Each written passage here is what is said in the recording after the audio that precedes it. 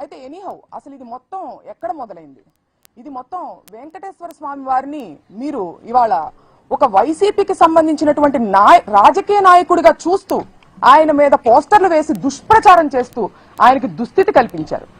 ఈ పాపాన్ని అంబటి రాంబాబు గారు ప్రశ్నిస్తూ ప్రజల్లోకి తీసుకెళ్తుంటే దాన్ని డైవర్ట్ చేసేదానికి ఇవాళ ఆయన్ని రెచ్చగొట్టి ఆయన మీద దాడులు చేసి ఆయన ఇంటికి సంబంధించినటువంటి మహిళలమైన మా మీద దాడి చేసి ఆయన్ని అరెస్టు చేసి 36 అక్రమ కేసులు ఇవాళ ఆయన మీద బనాయించి పీటీ వారెంట్లు వేస్తూ ఆయన్ని ఇబ్బంది పెట్టే ప్రయత్నం చేస్తున్నప్పటికీ నా ఆత్మస్థైర్యం నేను కోల్పోలేదు, న్యాయం మీద నాకు నమ్మకం ఉంది అని చెప్పి పార్టీని ఉత్సాహపరిచే, పార్టీ శ్రేణులను అభిమానులను ఉత్సాహపరిచేటువంటి ప్రయత్నంలో భాగంగానే ఆ సైగలు చేశారు తప్పితే ఎదుటి వారి ఇంటి మీద దాడులు చేయమని సైగలు చేయలేదని కూడా ఇవాళ నేను గుర్తు చేస్తున్నాను. అసలు ఎందుకు తగ్గాలని కూడా నేను ప్రశ్నిస్తున్నాను. రెడ్డు బుక్కు రాజ్యాంగం ఇక్కడ జరుగుతుంది.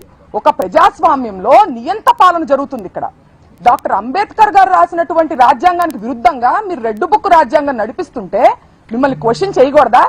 మళ్ళీ ఒకసారి స్పష్టం చేస్తున్నాను, మీ అక్రమానికి మీ దౌర్జన్యానికి తగ్గేదే లేదు. అలాగే నాకు ఒక అనుమానం ఉందండి అనిత గారు, మీరు అసలు అన్నది అంబటి రాంబాబు గారినా లేకపోతే పరోక్షంగా లోకేష్ గారిని ఏమన్నా అన్నారా? ఎందుకంటే గతంలో ఆయన కూడా అలాంటి సైగలు చేయడం జరిగింది. మిమ్మల్ని తిరుపతి లడ్డూ విషయంలో అబద్ధాలు చెప్పమని ఏమన్నా ప్రెషర్ చేస్తుంటే ఆ ఫ్రస్ట్రేషన్ ని పరోక్షంగా మీరు ఆయన మీద చూపించినట్టు కూడా నాకు అనుమానం కలుగుతుంది.